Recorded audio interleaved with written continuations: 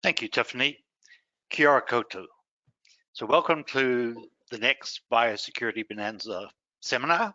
Today's speaker is Dr. Erika Hendrikse. Erika is a postdoctoral researcher with Manaaki Whenua based in our Auckland office. Erika recently completed her PhD at the University of Auckland, and last year she joined our wildlife ecology and management team to help us seek out novel species-specific toxins for vertebrate pests. So Erika's talk today is going to be on the use of genome mining for pest control development. Following Erika's presentation, we will have a question and answer session. Encourage you to type in questions as we go or at the end. We'll try to get to all of those questions today, but if we run out of time, Erika will respond by email afterwards. I'll now hand over to Erika for her presentation. Kia ora koutou. Can you see my screen all right? Hopefully. Yep. Ko kari o te maunga e rū nei taku nāko, ko waikato te awa I mahia nei aku maharahara I mihi ana ki ngā tohu o nehi o Tamaki Makaurau I noho nei au no kirikiriroa aho ko Erika taku ingoa kei Manaaki Whenua aho I mahi ana. Hi, I'm Erika, and as Graham introduced, I'm going to talk today about the path forward to precision pest control through novel toxin development. And the work I'll be talking about today is part of a project that's been led by Brian Hopkins at Manaaki Whenua. And previous work has focused on possums.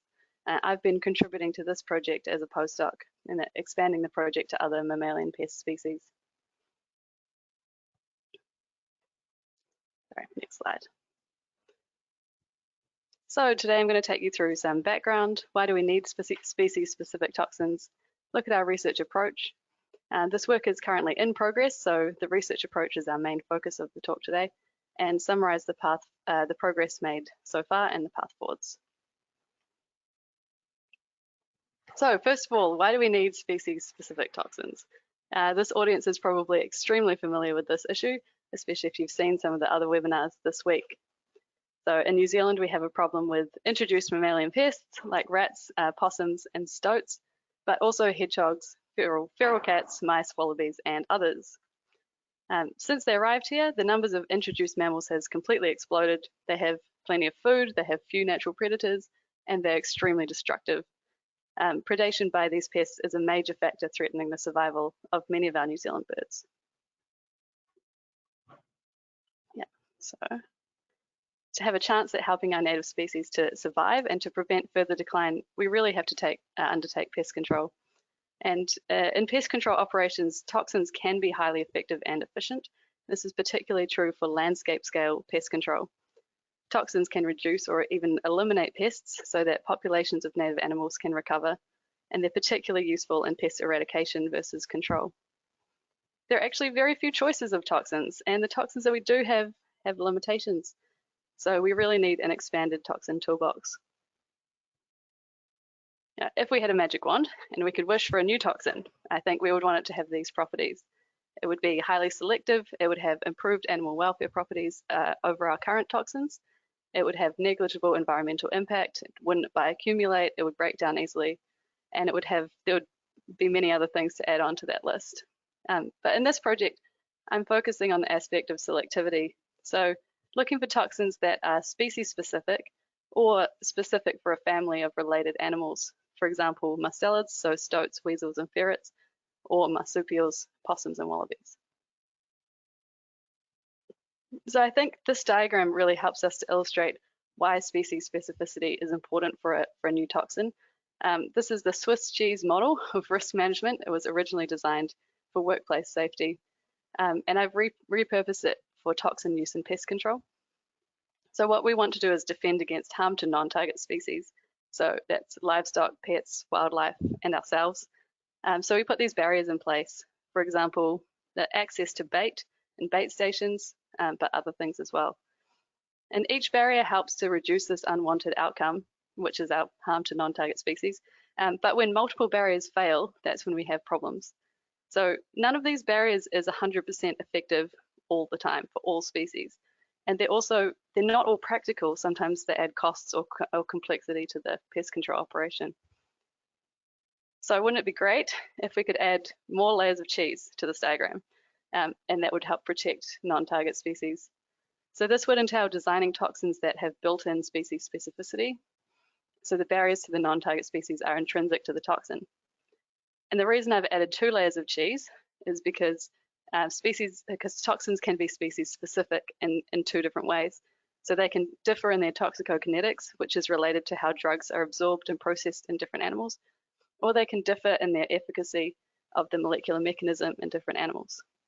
If we could add in these barriers, we might be able to remove some of the other barriers. And also I'd like to add that it's quite easy to make an argument for more cheese. So moving on to our research approach, I also want to talk about progress and next steps.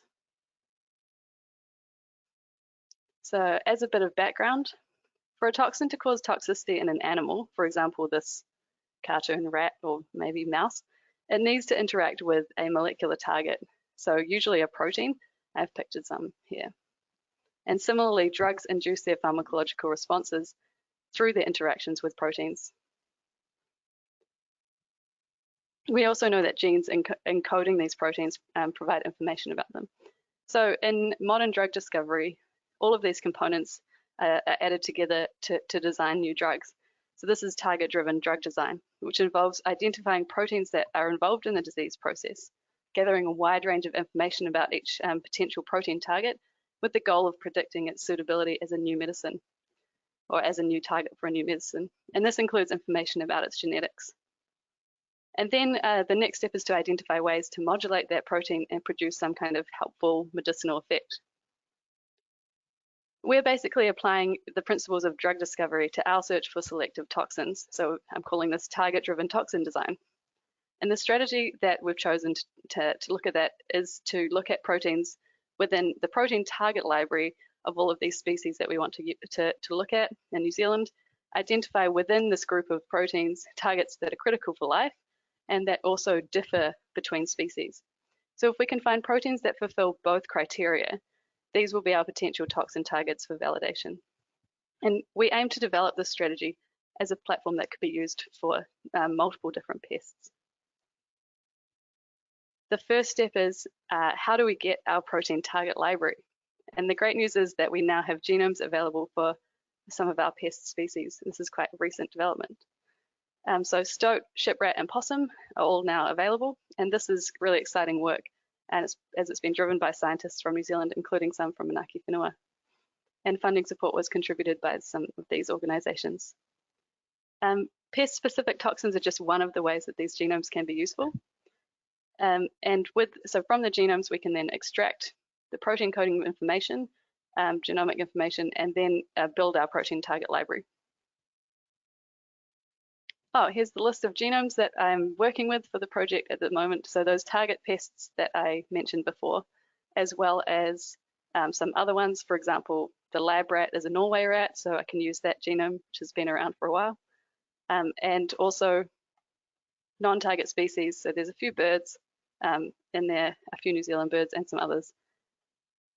And so all of these species that are chosen are present in the New Zealand context, and they also have high enough quality genomes that I can use them. So within the protein target libraries that are generated, we're looking for proteins that are critical for life. So disrupting the protein should have a fatal effect, but with a more humane mechanism than the current toxins we're working with. So we chose G protein coupled receptors initially to take a look at, and these proteins are transmembrane. So here's a cell, and these G protein coupled receptors sit between the extracellular and intracellular environments and in the plasma membrane. And so they have an important role because they communicate information about signals outside the cell into the cell. And you could imagine this is quite important.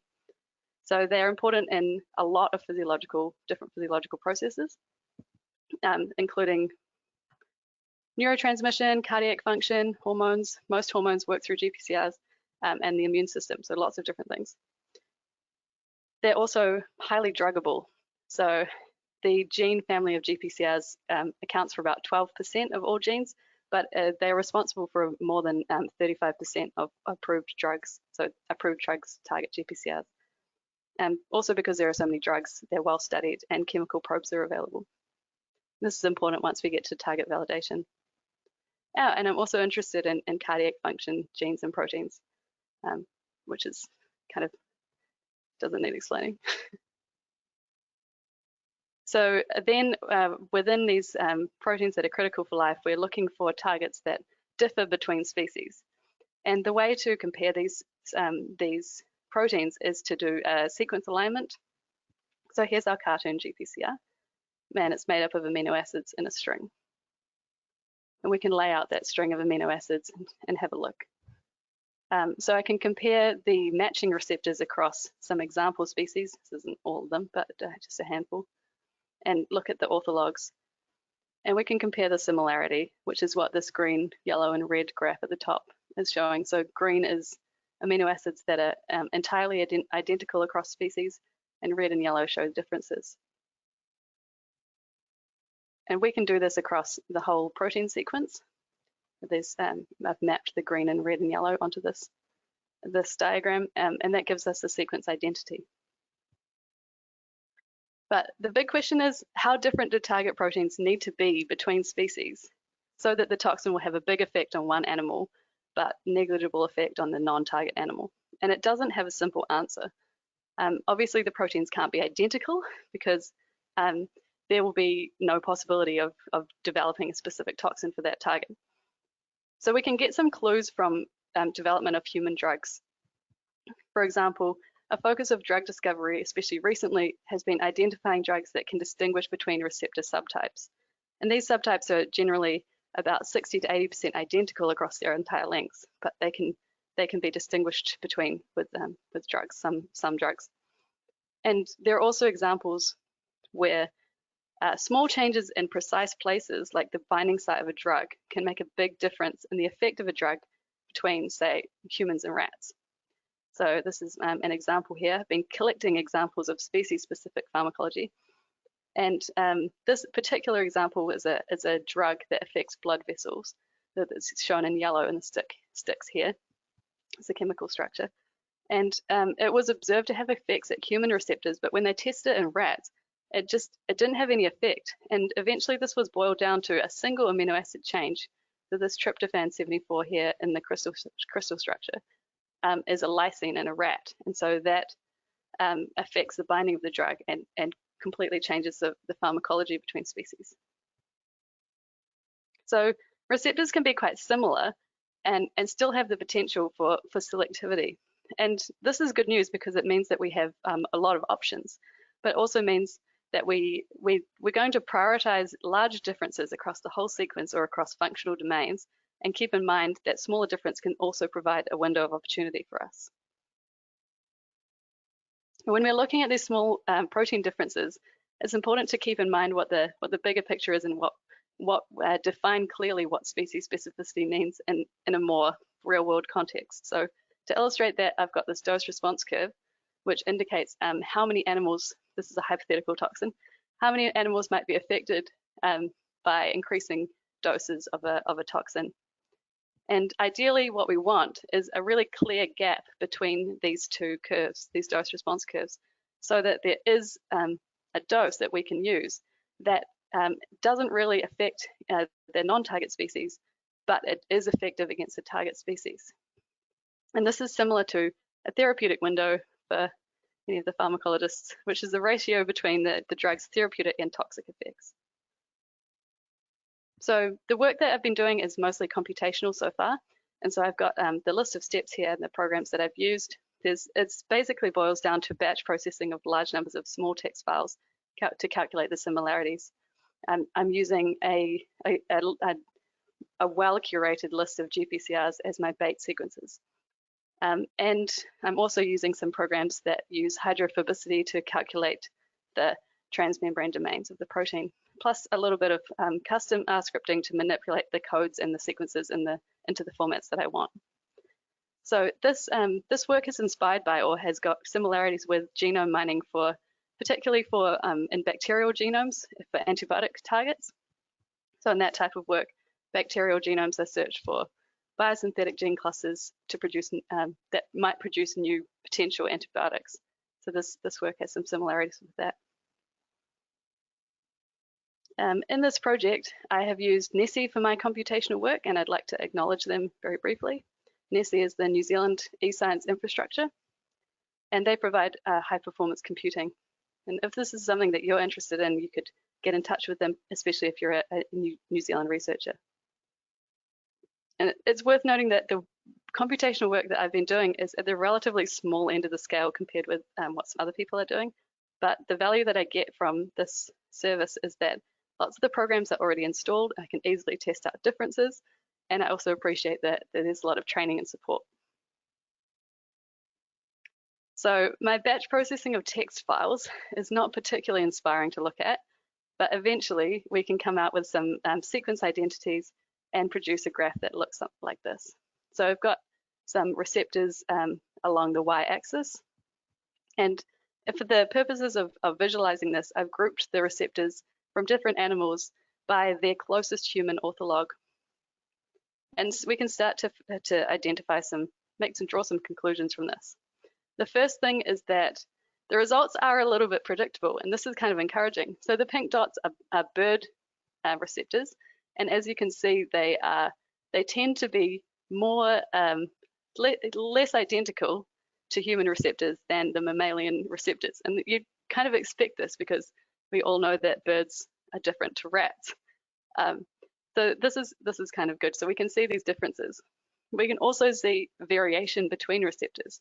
So for example, down here, receptor 2, there's a larger difference between these bird and mammalian receptors compared to, say, receptor 1. So we can use this information to start to rank receptors for how likely they might be as good targets. And the third thing that we can start to see are some outliers, which are really interesting. So some receptors just stand out, like this green dot here, which represents a stoat receptor. It seems to be quite different from some of the other receptors along this, and that also have similar orthologs. So this is a receptor that we might want to look more closely at. So having worked through this process, what's the next step? What do we do from here? We've selected some receptors, and this is into the target validation step. So having selected some potential targets, we need to collect up a lot of information about them. And some of this information is what I mentioned at the beginning of the talk.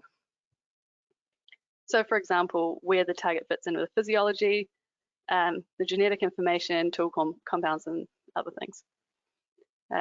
A really great thing is that there's a lot of information online that you can, if you know where to look, there's a lot of information that you can help you to build your picture of your protein target. And this gives us a really great head start. And then, of course, we want to supplement these databases with our own data. For example, we can make homology models of animal proteins using crystal structures with human templates. So this is a stoat receptor that I modeled in 3D. And I think this is actually the first example of a stoat protein being modeled. So you can see that in orange, there's the key amino acids that bind to the particular drug that's in there, the pink one. And so this is really good because it gives us another perspective. So instead of just seeing the 2D sequence that we saw before, where it's quite hard to identify what things might look like, we can now see the potential differences and how that might have an effect on the protein. So I'd like to summarize this up from here. So I'm sure that a lot of people today would be really hoping that I could present a fully formed, ready to go toxin, and I'm sorry to disappoint, but what I really hope I've shown is that by using the strategic approach that is inspired by human drug design, that we have a really great chance of working towards this, and that there's great potential for new species-specific toxins. And what I find really exciting about this research is that we're drawing from lots of different areas of research, and some of these I've listed here. So I'm hoping that we can build this platform that has really broad applications for pest control. So I'd like to thank you for listening. I'm happy to answer questions. I'd also like to really acknowledge Brian and Andrew, who are working on this with me, as well as others in the wildlife ecology and management team. I'd like to thank Manaaki Whenua for funding this super cool but quite early stage research, and note that we are looking for more sources of funding. This quote is also particularly associated with the Predator-Free project, and I think it's quite applicable for this project. So thanks very much.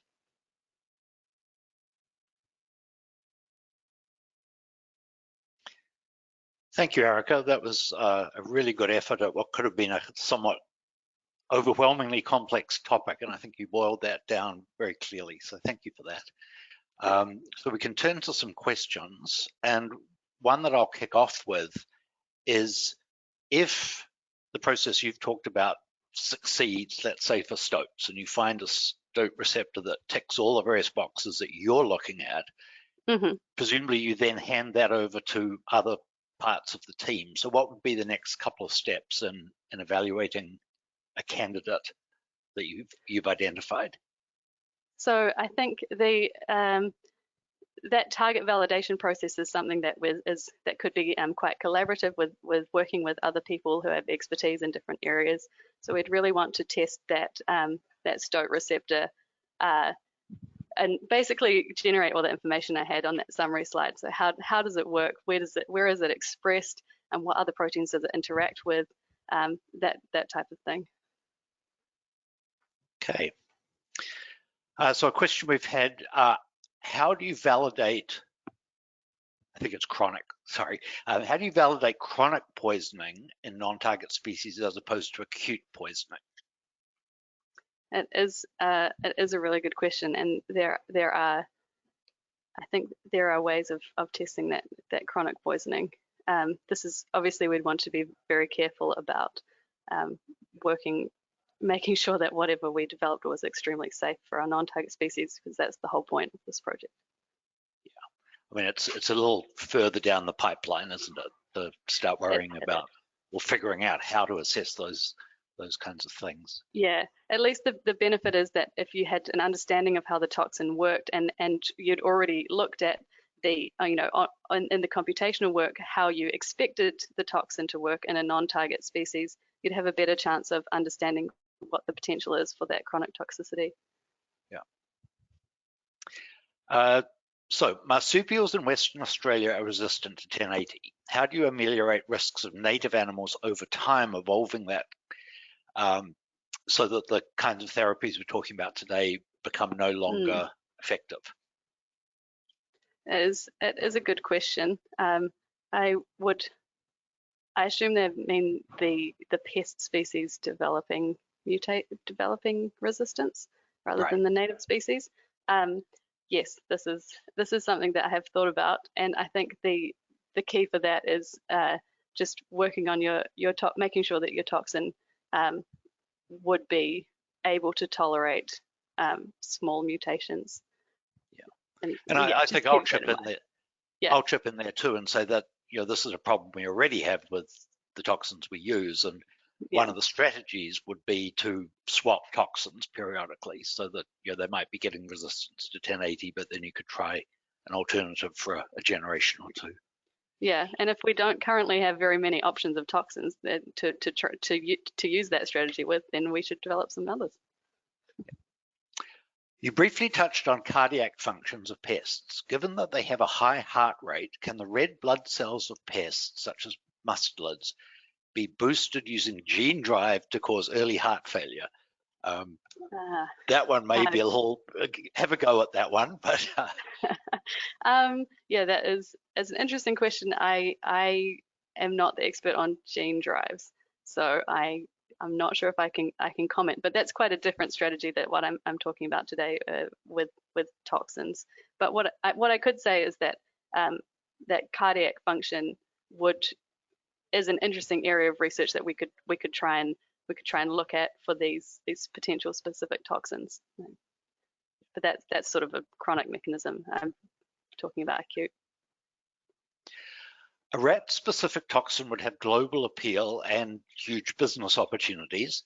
Have you accessed any international or corporate funding to accelerate this work? And great presentation, by the way. Oh, thank you. Yes, agreed. A rat-specific toxin would be fabulous, and that is why we wanted to move away from just possums and look at making this a platform that we could investigate multiple types of pests. And I can't comment on the funding because I don't know if I know the details, but maybe that's a great idea. Yeah. And actually, I'm going to ask a follow-up to that. We often just casually talk about rats, but New Zealand has two important pest species, the ship rats and the Norway rats. And I know behaviorally they're quite different. Yeah. Any signs from your analysis about physiologically, molecularly, how similar or different they might be? I have been looking at the differences between ship rat and Norway rat proteins, and I have to say they are pretty similar, but there are differences, and there are, there must be genetic differences to account for those behavioral and other phenotypic differences. So that was something I'm quite interested in. Yeah. This is kind of a comment and question. Really encouraging work. Once the toxins are developed, there's going to be a huge demand from the conservation perspective to get them into the environment. But is there going to be work done to avoid backlash from those who object to the current toxins? Given that opposition is not necessarily open to accepting straight scientific evidence, the facts and evidence about host specificity may not be convincing for some of the vocal opposition. How can we make sure this work doesn't end up getting buried in the court of public opinion? I mean, that's a great point. What I would say is that it's not just people who are completely opposed and people who are completely, support the use for conservation of toxins.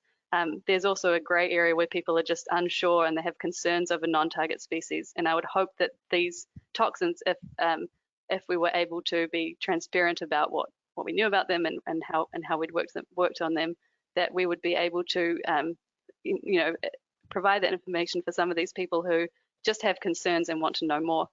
And perhaps we could address their concerns about non-target species. Thank you. But yeah, probably we could. Some people would still be resistant to it, and yeah, that's a completely valid point. Yeah, that sort of gets into the ethics and social dimension of all of this. So yeah, question. And there are people at Manaaki Whenua working on these perspectives, right, on pest control perspectives and social perspectives. Yeah. So here's an interesting one.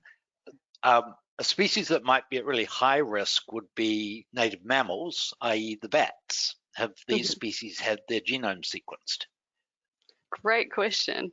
And I actually don't know the answer to that. I suspect not, because I feel I've looked into so many genomes. I think I would have seen them, but I don't actually know.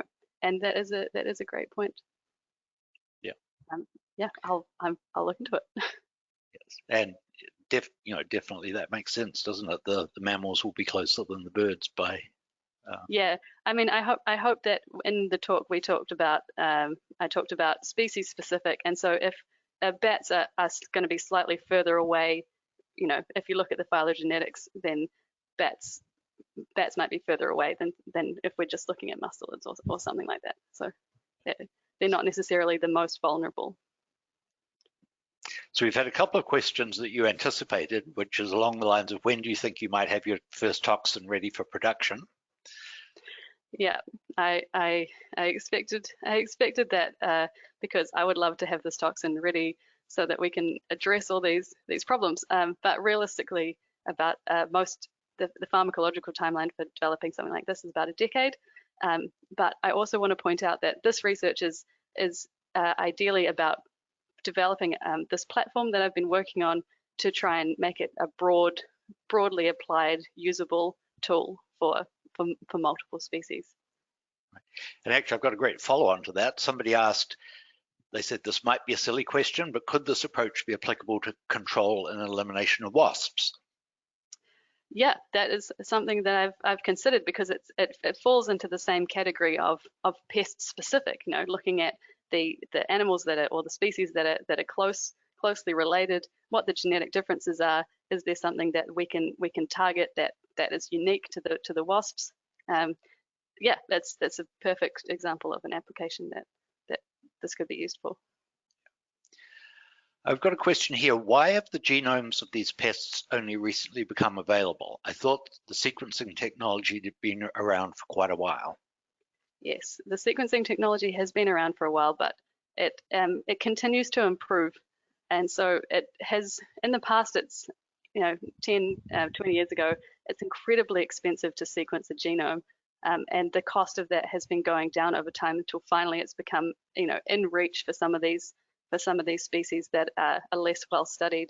So yes, that it's not just the technology, it's also having the people who are interested and the money to do the work.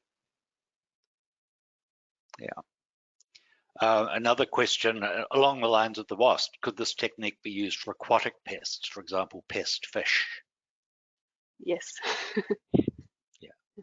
Yeah, I think the message is coming through that, as you say, that this is a platform for discovery, and then the question that actually gets asked of that platform can really target many different pest species, including ones overseas. Yeah. And it also has broader applications for understanding, drug discovery, because then we can understand, there's in vet science also we want to know about the differences between different animals. So it's quite a broad area of research, and I think it's really interesting. Okay, well, I think I'm going to wrap that up. I'm not sure that I've covered every single question, but if I've missed some, Erica will have a chance to respond by email later on. So thank you, Erica. That was a great talk. Thank you, everybody, for listening. We have a couple more Biosecurity Bonanza talks coming up on weeds, and then that will be it for the week. We certainly hope to bring the series back again next year, and I think this talk is a really good example of where we'll probably hope to see progressive updates as your work progresses. So thanks, everybody, and have a good day. Thanks.